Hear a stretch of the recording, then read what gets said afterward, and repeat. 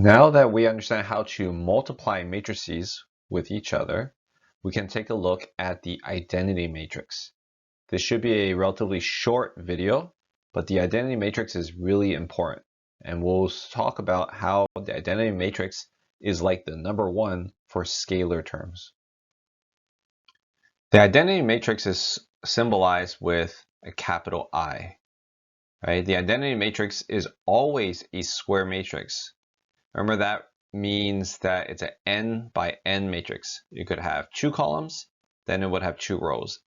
You have 3 columns, then it will have 3 rows. So whatever number of columns it has to have that same amount of rows. That makes it a square matrix. The identity matrix is looked at as equivalent to the number 1 in a scalar form, right? So in a scalar form, the number 1 is used to multiply by any other scalar, and you get the same scalar, right? So let's say your main scalar is 5. 5 times 1 gives you 5. You can also write 1 times 5, and that also gives you 5. Similarly, when we take a matrix and multiply it by the identity matrix, you get the original matrix.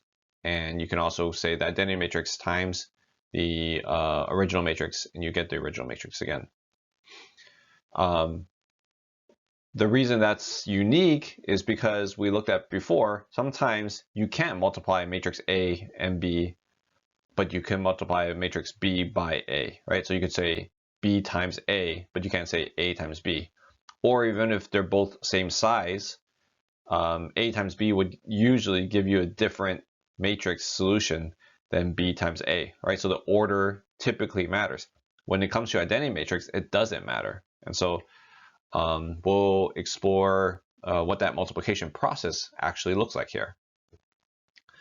So your identity matrix could be a 1 by 1 like it is here, 2 by 2 like it is here, 3 by 3, or a 4 by 4. Now notice something with these larger identity matrices. Most of the values are 0. Most of them, all except along the left diagonal here, right? So you fill a square matrix with zeros. Then you go to the top left corner and you write ones along the diagonal until you get down to the bottom right corner. Now there's a very important reason why there are 1 values here. All the other 0 values basically ignore certain terms, and it's constructed in a very specific way. So we can take a look at these different identity matrices and multiply it by these different matrix A, B, and C, right? So A is a 2 by 2 matrix, so it should multiply with the 2 by 2 identity matrix. And here's a 3 by 3 matrix B, and that should multiply with a 3 by 3 identity matrix, and so forth. So let's take a look at this. So I have matrix A times the identity matrix. So 5, 3, 4, 2 right there, and then my 2 by 2 identity matrix right there. And what you'll find is the result is the matrix A.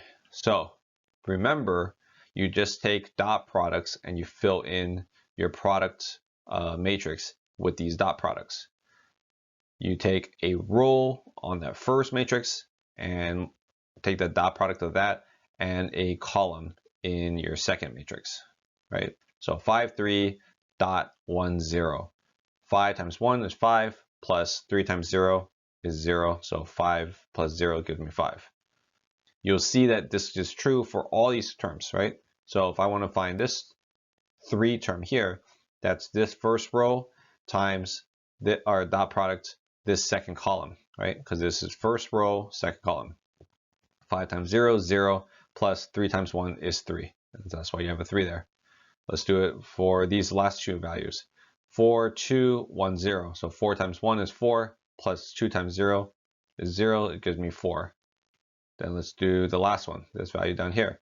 4 times 0 is 0, plus 2 times 1 is 2. So you can see the pattern that the 0 values ignore all terms except for the one that they're looking at. Right here, I swap them. I put the identity matrix first, and then the original matrix after. So I got the identity matrix in 3 by 3 form. I got my original matrix B, and then we can check to see if this is true. So it works the exact same way. So your first and third term in your dot product is going to just drop out, and so you just have your second term. So second row, third column, second row, third column, that should be a value of 3. Right? You could pause the video and check to make sure all of it works out, but it does. Okay. And then lastly, you can say this 4x4 matrix times the identity matrix, or you can say the identity matrix times the matrix C. You'll get the same values. So we'll check this one, right? So 5 times 0 is 0, plus 2 times 0 is 0, 6 times 1 is 6, negative 1 times 0 gives me 0. So I get my original value of 6 right there, right? So identity matrix is very powerful. We can take it one step further. So whereas I could say 5 times 1 give me 5, or 1 times 5 give me 5, and that's how we're looking at this identity matrix, you can swap sides on this equation, right? And what I'm talking about is, what if I look at my original scalar 5 and you divide it by a different scalar, in this case 5, and you get your value of 1. What's the equivalent of this in an identity matrix form?